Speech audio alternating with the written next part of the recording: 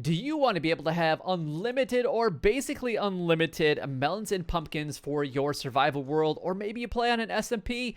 That way you guys can use this in a shop or whatever it might be, or villager trading, maybe food, whatever other reasons that you guys might want an unlimited or infinite amount of melons and pumpkins, then this farm tutorial is definitely going to be for you guys. It is completely expandable. You can make it longer, you can make it taller, you can make it as big as you'd like. It is insane because it is based on a per slice, and it's basically a 2x2 area in order to build this farm. And like I said, it's stackable and expandable, so you can definitely go ahead and do that. But anyway, before we get into the build itself, if you guys are enjoying these videos, make sure that you guys go ahead and like, comment, and subscribe down below. It would help me out a lot and is greatly appreciated. Also, make sure that you guys go ahead and share these videos with everyone that you know and everywhere that you possibly can, because not only does it help me out, but it gets shared to other people, so you're going to be helping out other people as well. So yeah, but yeah, it does help me out, and it supports the YouTube algorithm. So if you guys go to do that, that would be very much appreciated. But anyway, let's go ahead and dive into the build right now. Now, let's just go ahead and take a look at this thing. I just got done building it a few minutes ago, and it's already producing some melons and pumpkins that you guys can see here. How many is this right here? Wow, okay. A lot more than I actually thought there was going to be for only a 14 farm. Now, I did put melons on the bottom and pumpkins on the top, and you guys can basically have one completely separate. I guess I would probably do different rows. That's just me. That way you guys have a variety of them, and you can kind of go from there. Yeah, this is what it looks like. It is pretty tiny. It's pretty compact.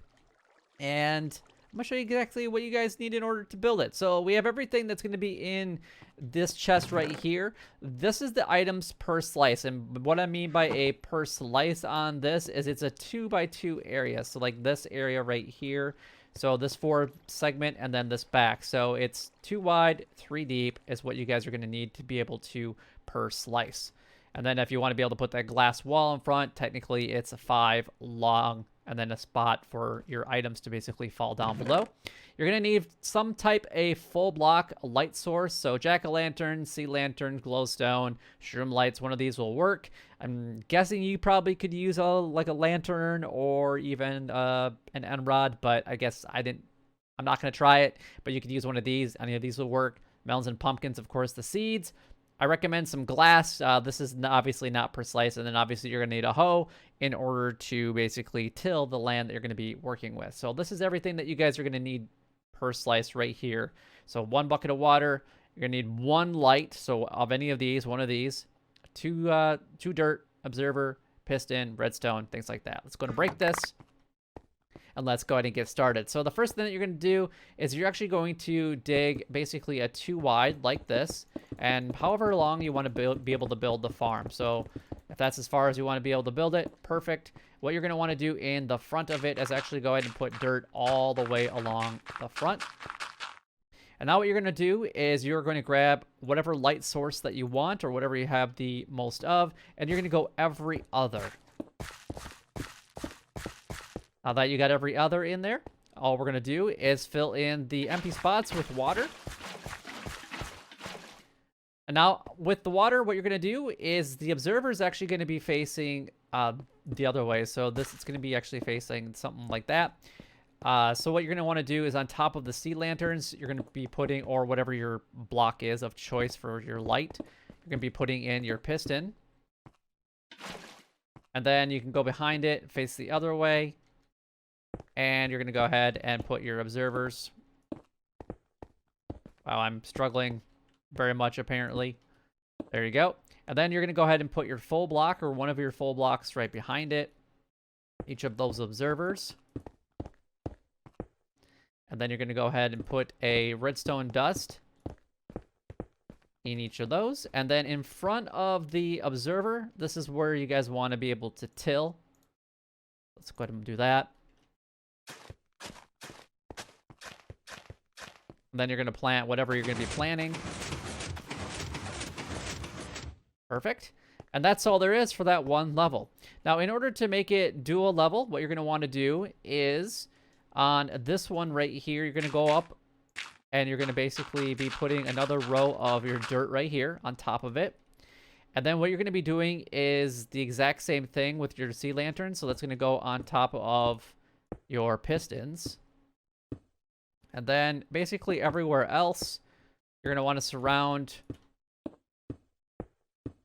with your stone. So that is your couple stone that you guys are actually going to need right there. And then right on top of the observer, you're going to go ahead and put your water again. All right. And then you're going to start with your pistons.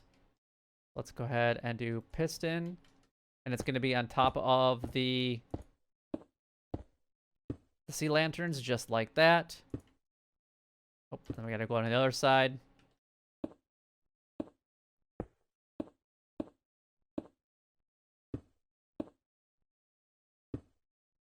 And then you're going to be putting, you have to put a solid block behind the sea lantern and then a solid block behind the observers, just like so. And then you're going to be putting a redstone dust. So literally it's going to be repeating this process every time that you guys build up another level. So it's pretty easy to copy. Just keep it, I mean, this is all you're going to be doing. This is going to be a full row of just solid blocks. And then you're going to go up 2 for the dirt. And then you're going to be doing the sea lantern on top of the pistons or whatever light source you're going to be using. And then making sure that you have something that's going to block off the water on whatever side that you're dealing with. And then fill it in. So it's pretty easy to actually just mimic the whole process over and over and over again. And like I said, you can make it as long as you'd want, and you can make it as tall as you want. What's really nice about it is when your items do actually grow in front of the observers, you're only going to trigger the two pistons around it. So in this category right here, if we put this, like this grows, these 2 pistons will actually fire. Same thing with those 2. And then if there's only one hooked up to it, only that one's going to fire.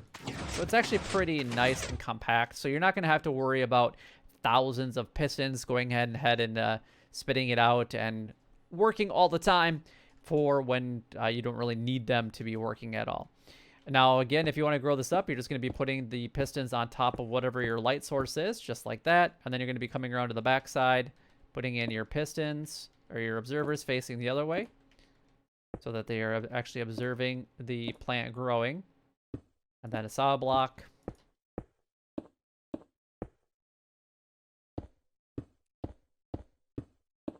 And then redstone in between. And that's all there is to it. It's actually really simple to actually get done in a very quick amount of time. Now, unfortunately, if you make a really big farm with these, I mean, you're looking at, I mean, that's 21 different separate farms right there.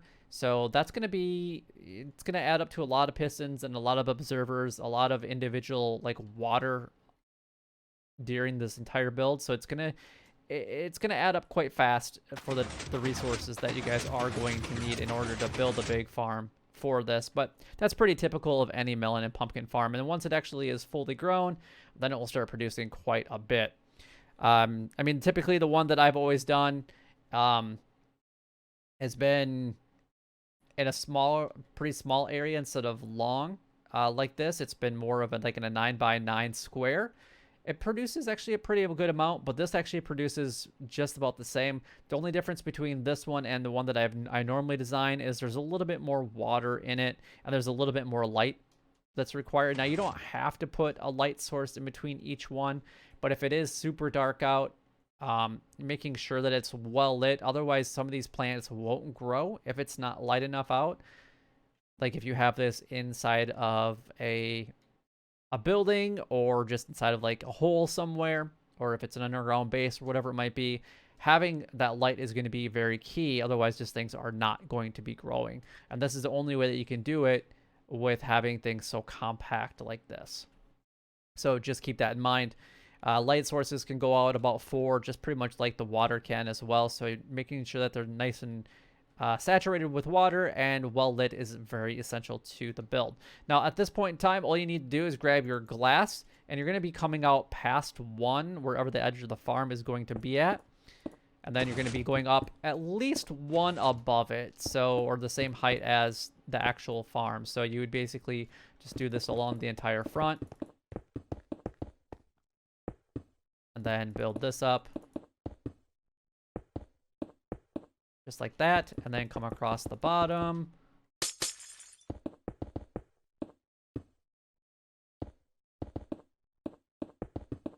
And fill in this with glass. And then go back.